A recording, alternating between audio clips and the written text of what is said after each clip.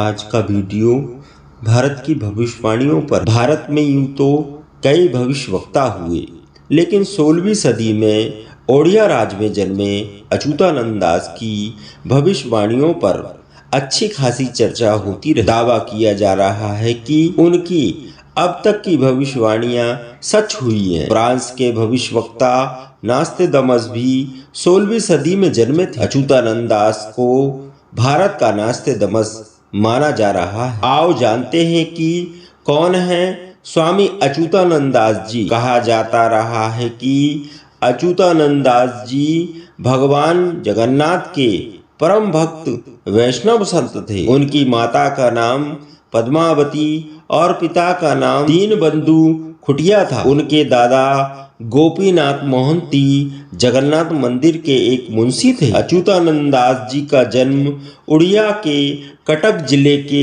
तिलकाना नाम के एक गांव में हुआ था। अच्युतानंद दास महाराज जन्म से ही गोपाल यादव थे। उड़िया में प्रसिद्ध 5 संत हुए जो आपसी में मित्र थे। उन्हें ही उड़िया में पंचसखा कहा जाता है। उड़िया वह आध्यात्मिकता और साहित्य पंचसखा के प्रसिद्ध 5 मित्रों में से एक थे, जिन्हें उड़िया के लोगों के लिए प्राचीन हिंदू संस्कृत ग्रंथों को, आयुर्वेद, योग, अनुष्ठान, कथा आदि को उड़िया भाषा में ट्रांसलेट किया था। दोस्तों, आप देख रहे हैं वीर महाकाल दरबार चैनल। वीडियो पूरा अंत तक देखिएगा। वीडियो अच्छा लगे तो वीडियो को लाइक जरूर करें और साथ में बेल आइकन दबाना न भूलें और चैनल को तुरंत ही सब्सक्राइब करें ताकि आने वाले नए वीडियो का नोटिफिकेशन आप तक सबसे पहले हो। कहा जा रहा है संत अच्युतानंद दास जी चैतन्य महाप्रभु के भी परम मित्र थे। संत अच्युतानंद दास जी ने कई विषयों पर किताबें लिखी हैं। लोगों का मानना है कि उन्होंने अपनी सभी पुस्तकें अपने योग शक्ति से लिखी है। उड़िया में 1 लाख मालिका की पुस्तकें हैं, जिनके अलग अलग विषय और नाम हैं, लेकिन इस समय कुछ सैकड़ों पुस्तकों की ही जानकारी लोगों को है। हालांकि यह सभी पुस्तकें जगन्नाथपुरी के महंतों के अधिकार में हैं। कहा जा रहा है कि वे इन पुस्तकों को हर किसी को नहीं दिखाते। संत के बारे में कहा जाता है कि उनकी पुस्तक में उनके अनेक जन्मों का विवरण है। सतयुग में वे एक महर्षि थे। त्रेता में वे नल नामक वानर बनकर उन्होंने श्री राम की सेवा की और द्वापर युग में सुदामा बनकर उन्होंने श्री कृष्ण की भक्ति की। वही कलयुग में अच्युतानंद दास बनकर श्री कृष्ण की भक्ति के प्रसार में सहयोग किया। उनकी भविष्यवाणियों में कलयुग में अकाल, युद्ध, विस्फोटक, भूचाल, महामारी के साथ ही देशों में भविष्य को लेकर भविष्यवाणियां की। उन्होंने भारत, अमेरिका और रूस को लेकर भी भविष्यवाणियां की है। उन्होंने ऐसे संकेत दिए हैं जिससे यह पता चल सके कि यह भविष्यवाणियां कब घटित होने वाली। उन्होंने जगन्नाथ मंदिर से जुड़ी भविष्यवाणियों के आधार पर ही विश्व की घटनाओं का उल्लेख किया है। उन्होंने कलयुग के अंत में इस काल में घटने वाली घटनाओं का जिक्र किया है। उन्होंने अपनी पुस्तक में यह भी बताया है कि महाभारत काल के योद्धा कलयुग में किस नाम से जन्म लेकर कार्य करेंगे। नास्टेदमस भी बड़े भविष्यवक्ता हैं। अच्युतानंद दास जी महाराज लिखी है 1 लाख से ज्यादा किताबें। बताया जा रहा है कि अच्युतानंद दास जी ने अपनी योग शक्ति के बल पर भविष्य मालिका को लिखा था। कहते हैं कि मालिका नाम से 21 लाख किताबें हैं। ये ग्रंथ उड़िया में जगन्नाथपुरी के मठ मंदिरों और महंतों के पास अलग अलग रखे हुए हैं। लेकिन अच्युतानंद दास जी ने 318 पुस्तकें भविष्य के विषय पर लिखी हैं। इन पुस्तकों को अच्युतानंद दास मालिका के नाम से जाना जाता है। उनके नाम पर अब तक झूठी भविष्यवाणियां भी प्रचारित कर रहे हैं कि जो कि भविष्य मालिका में लिखी ही नहीं है। भविष्य मालिका के अनुसार धरती 3 चरणों से गुजर रही है।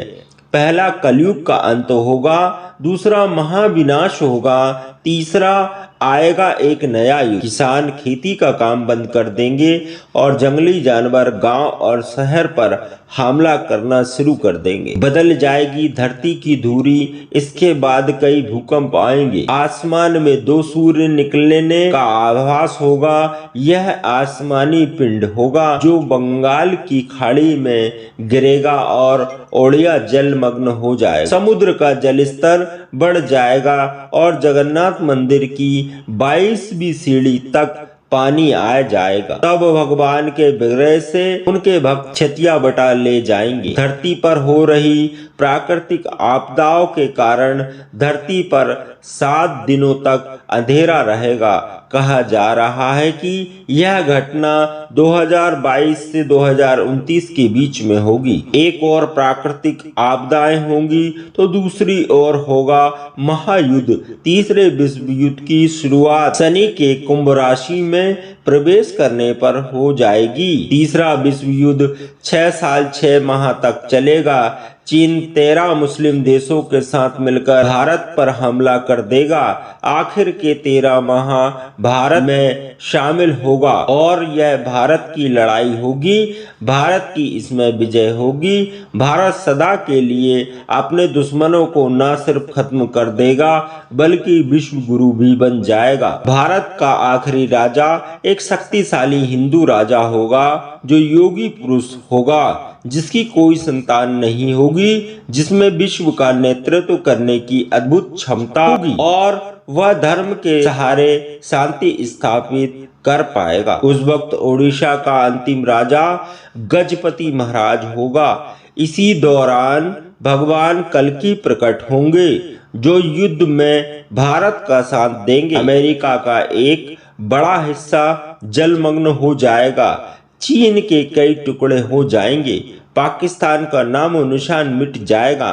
पाकिस्तान के साथ मिलकर लड़ने वाली शक्ति कमजोर और दयनीय हो जाएंगी। रूस एक हिंदू देश बन जाएगा। यूरोप युद्ध लड़ने लायक नहीं रहेगा। वहां की जनसंख्या ना के बराबर होगी। यूरोप की लगभग सभी आबादी नष्ट हो जाएगी। अंत में रूस सफलता प्राप्त करेगा। विजय रूस को आगामी अवतार वश में करेगा। लोग कीट पतंगों की तरह मरेंगे और विश्व की जनसंख्या 64 करोड़ ही रह जाएगी। चीन तबाह हो जाएगा। रूस हिंदू राष्ट्र बन जाएगा। भविष्यवाणिका के अनुसार 2025 के बाद का समय एक विभीषिका के समान होगा। वही लोग बचेंगे तो सत्य और धर्म के मार्ग पर चलेंगे। भारत के संदर्भ में कंकड़ में लिखी भविष्यवाणियों के अनुवाद में यह कहा जाता है कि 6-7 का जोड़ 13 होता है और इसी में 13 और मिलाने से 26 अंक आता है।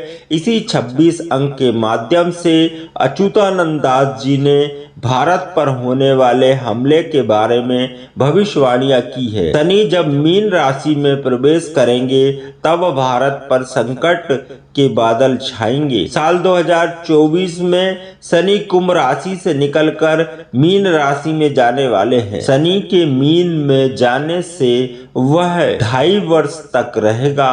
भविष्यवाणियों के अनुसार एक संत के हाथों में होगी देश की बागडोर जो अविवाहित होगा। जगन्नाथपुरी को जोड़ने वाले एक राष्ट्रीय मार्ग का निर्माण होगा। उड़िया का अंतिम बालक बुद्धि होगा। भगवान जगन्नाथ के धाम पुरी मंदिर के ऊपर से पत्थर नीचे गिरेंगे और मंदिर का ध्वज कई बार गिरेगा।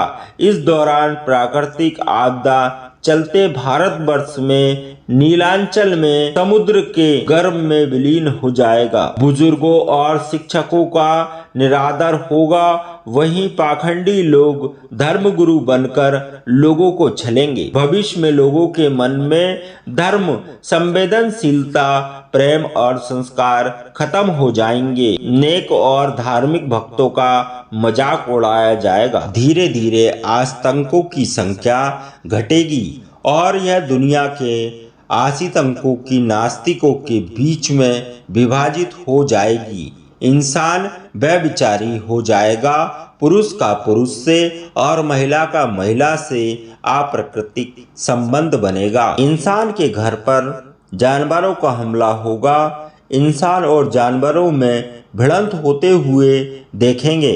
शहरों में जंगली जानवर घूमते रहेंगे। प्राकृतिक आपदा तबाही मचाएंगी। विचित्र महामारी और बीमारियों से जनता त्रस्त रहेगी। हवाएं लोगों को बहुत परेशान करेगी। महंगाई इतनी बढ़ जाएगी कि जनता सड़क पर आंदोलन करेगी। कलयुग के अंत के समय जीवन देने वाला सूर्य जीवन लेने वाला बन जाएगा। महागुप्त पद्म कल्प के अनुसार भगवान जगन्नाथ अपने हाथ में 12 हाथ की खड़क लेकर पूरी धरती पर भ्रमण करते समस्त म्लेच्छ लोगों का संहार करेंगे। जब सभी का संहार हो जाएगा तभी कलयुग का अंत हो जाएगा।